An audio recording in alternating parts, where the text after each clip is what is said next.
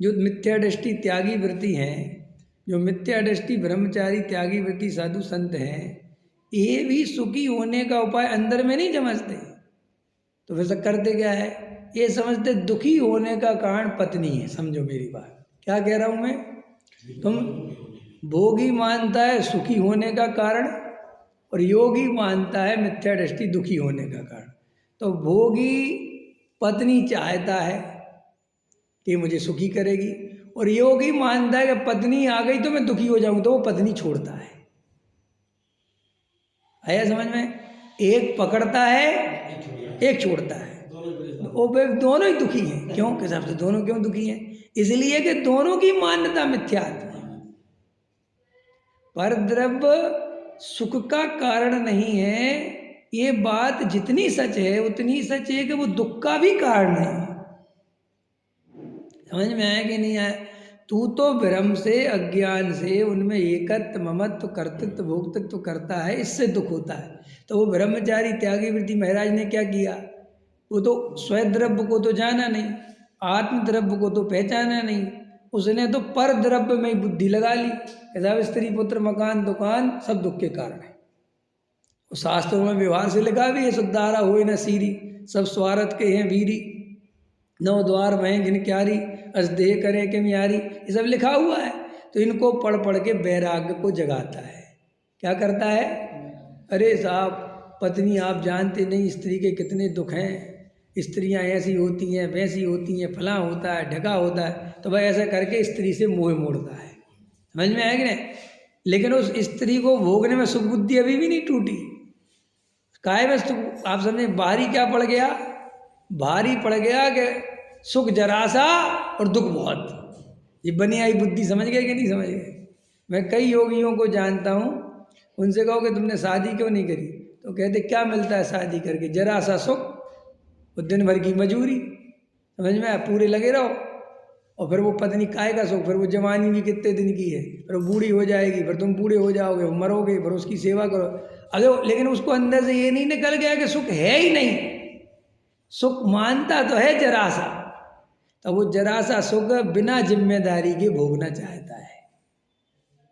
आया समझ में कि नहीं। वो कितना बड़ा पापी है तुम इसकी कल्पना नहीं हो सकती। समझ में, जैसे चोरी करना पाप है कि नहीं। ये चोरी करना पाप क्यों है कि भाई कोई आदमी मेहनत करके मजदूरी करके बेचारा रात दिन एक करके उसने पैसा कमाया और तूने मौका देख के हाथ साफ कर दिया। आया समझ। यदि पत्नी की जिम्मेदारी तो ली नहीं, समझ में आया, और स्त्री का राग भरा पड़ा है तो बहुत पापी है तू। जैन दर्शन में शादी करना पाप नहीं है। जैन दर्शन में शादी करना तो अणुव्रत लेना है, लेकिन जैन दर्शन में शादी तो करे नहीं और स्त्री का राग रखे तो महापापी है। समझ में आया कि नहीं आया।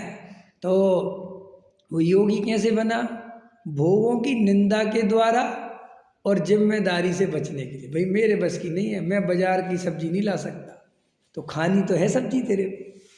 आया समझ में कि नहीं। काजू किशमिश मावा अरे साहब हम नहीं कमा सकते, लेकिन खाने सब हैं, खाने में कोई सुख बुद्धि नहीं टूटी। आया समझ में कि नहीं। ये महापापी हैं जिन्हें तुम धर्मात्मा समझते हो।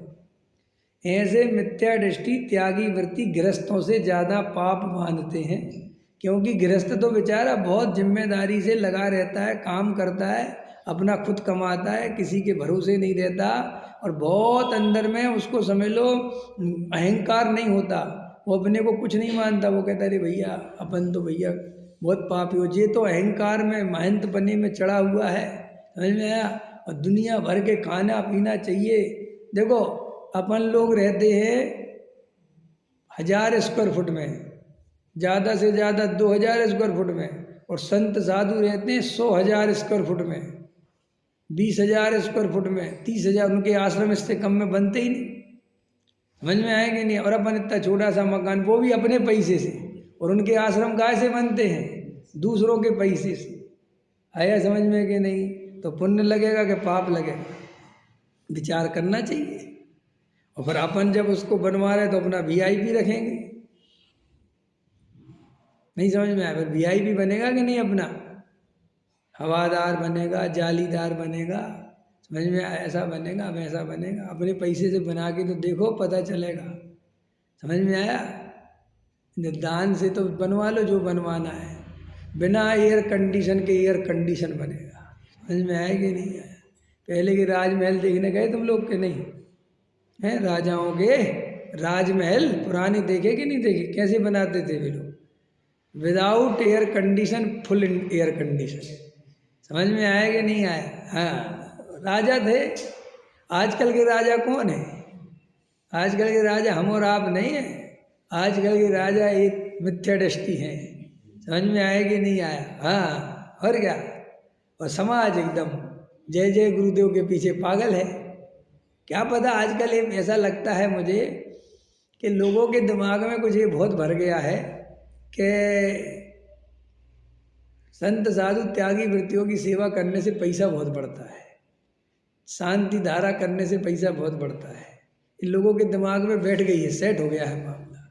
समझ में? चौकी लगाने से पैसा बहुत बढ़ता है, सिद्ध चक्र विधान कराने से पैसा बहुत बढ़ता है। ये अभी आ गई, एक बाढ़ आ गई।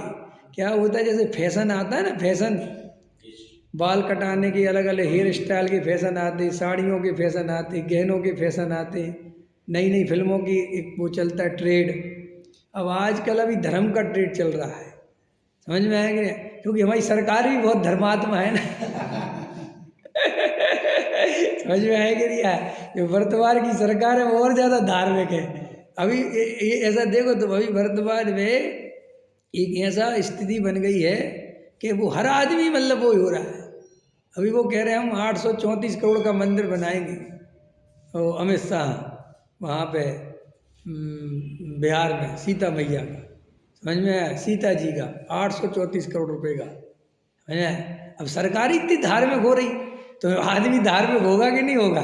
समझ में आया कि नहीं आया?